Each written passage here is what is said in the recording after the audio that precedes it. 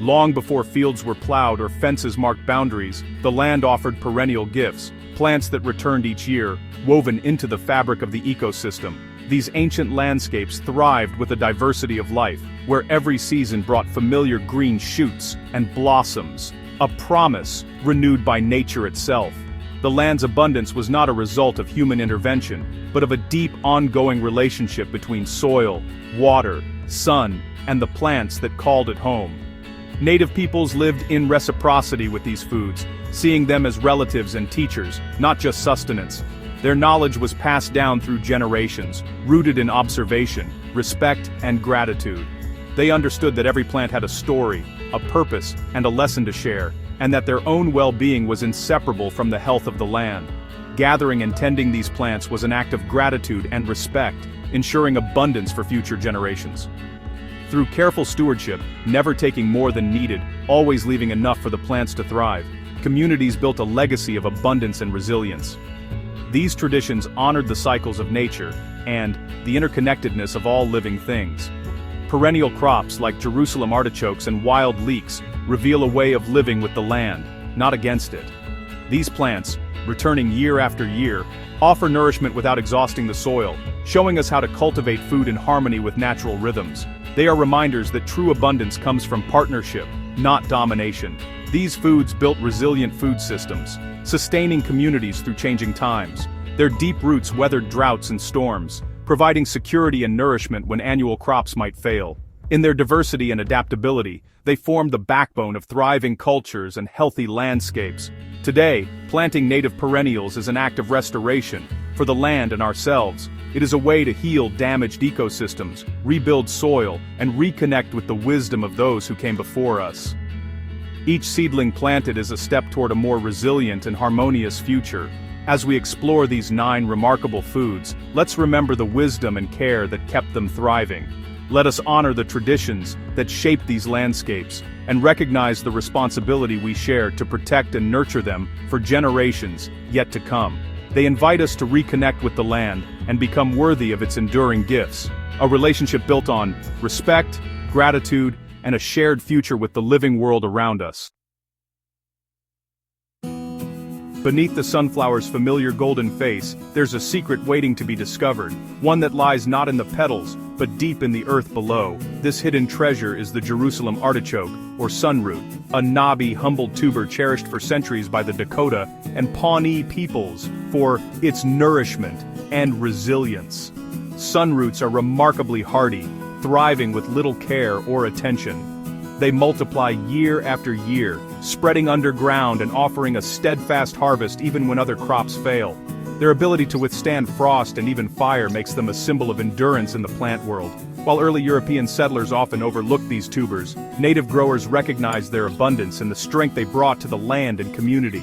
Harvesting sunroots is an act of reciprocity. By leaving a few tubers in the ground, you ensure the patch returns stronger and more plentiful the next season, creating a living partnership between people and plant. Each tuber has the potential to yield many more, forming a self-sustaining cycle that can feed families and communities for generations. Rich in inulin, a special fiber, sunroots nourish our gut microbiome and provide steady, lasting energy, without causing spikes in blood sugar. They're a nutritious, low-glycemic food that supports health in subtle but powerful ways. For generations, sunroots were a vital winter food, stored away to sustain families through the coldest, leanest months when little else would grow. Their presence in the pantry meant security and hope.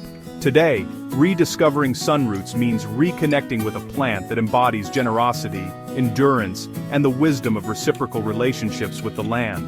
Sunroots ask for little, yet give so much. They remind us of the power of resilience and the beauty of tending to the earth in ways that nurture both people and plants. The sunroot is a true gift from the sun, an ancient treasure waiting to be welcomed back into our gardens, our kitchens, and our lives. In eastern forests, the American groundnut winds up trees, hiding chains of starchy, protein-rich tubers below. For the Wampanoag and Narragansett, these roots were a lifeline, shared with early colonists in times of need. The groundnut's nickname, the vine that follows you home, comes from its habit of sprouting wherever a tuber is dropped. It thrives without intervention, fixing nitrogen and enriching the soil for all. Traditional harvesters always left some tubers behind, ensuring abundance for generations. With 3 times the protein of potatoes, ground nuts are a nutritional powerhouse. Today they stand as a model perennial crop, nourishing, sustainable, and generous. The ground nut reminds us that the earth's quiet gifts are often the most profound. As winter fades, wild leeks, ramps, push through the forest floor, their pungent aroma signaling spring's return. For the Cherokee and Shawnee, ramps were a celebrated tonic, restoring vitality after long winters. Packed with vitamins and minerals, ramps were both food and medicine.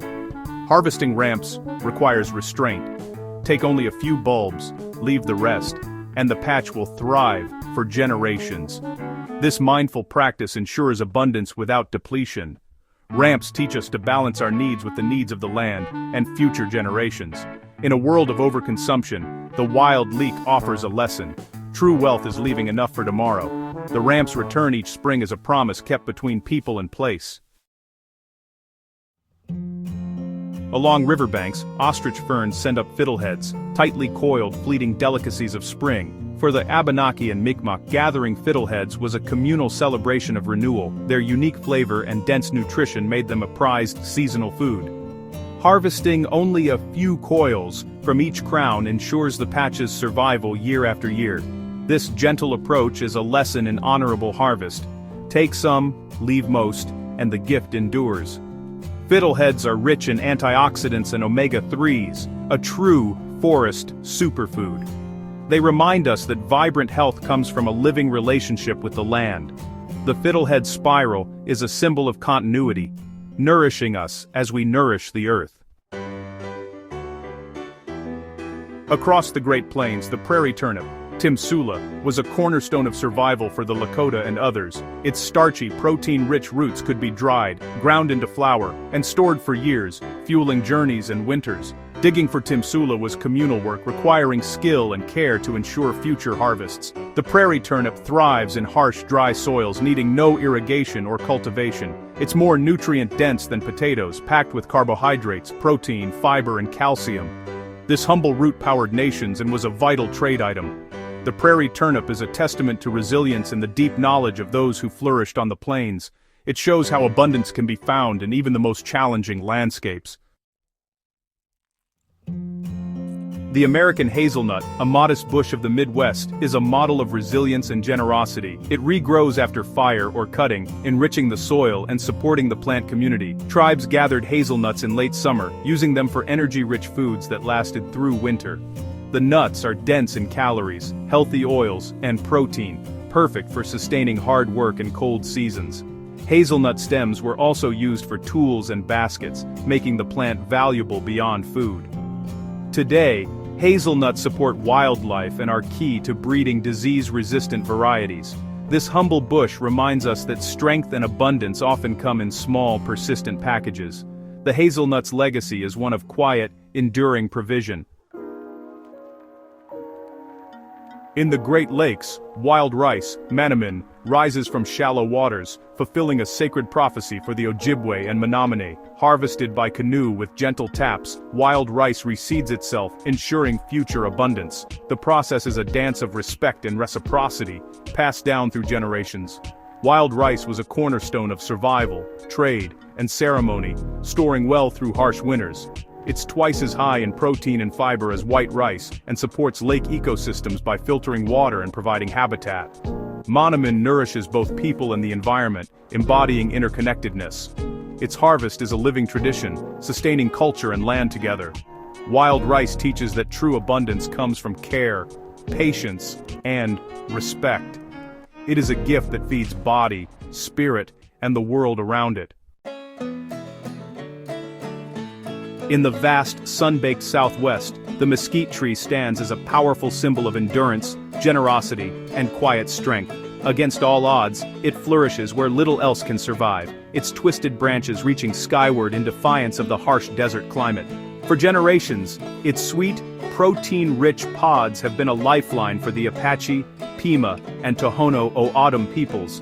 They gathered the pods, ground them into a fine, nutritious flour, and relied on this staple to sustain their families through relentless droughts and scorching heat, when other food sources were scarce. Mesquite's roots reach astonishing depths, sometimes over 100 feet, drawing up hidden water and vital nutrients. This not only allows the tree to survive, but also enriches the surrounding soil, creating rare islands of fertility and shelter for other desert life. The flour made from mesquite pods is a nutritional powerhouse, packed with protein, calcium, fiber, and iron. Unlike many grains, it provides steady, slow-release energy, helping to regulate blood sugar and nourish the body without spikes or crashes. Every part of the mesquite tree was valued and used. Its dense wood burned hot and long, perfect for fuel and cooking. The sticky sap was used as a natural medicine, while the fragrant blossoms fed bees, supporting pollinators and the wider ecosystem. The mesquite's remarkable resilience and abundance are a testament to nature's ingenuity, showing us how life not only survives, but thrives, even in the most unforgiving environments. Today, chefs and nutritionists are rediscovering mesquite as a future food, valued for its health benefits, unique flavor, and its role in sustainable agriculture. Its cultivation requires little water and helps restore degraded lands. The mesquite tree is more than just a survivor. It's a living lesson in reciprocity, giving back to the land, nourishing people, and bringing communities together beneath its shade. Its quiet gifts endure, waiting for us to remember their value and honor the wisdom of the desert's tree of life. These 9 perennial foods are more than sustenance. They're lessons in reciprocity and respect for the land. Sunroots, groundnuts, and wild rice all show that abundance comes from giving back, not taking all. The honorable harvest means taking only what's needed and ensuring the land's future. Embracing these foods is an act of restoration, supporting native foodways and biodiversity. Planting and tending these crops is a way to heal our relationship with the earth. They invite us to become stewards, not just consumers, of our food systems. These foods are stories, medicines, and promises to the future. By planting seeds of resilience, we cultivate a legacy that can nourish generations to come.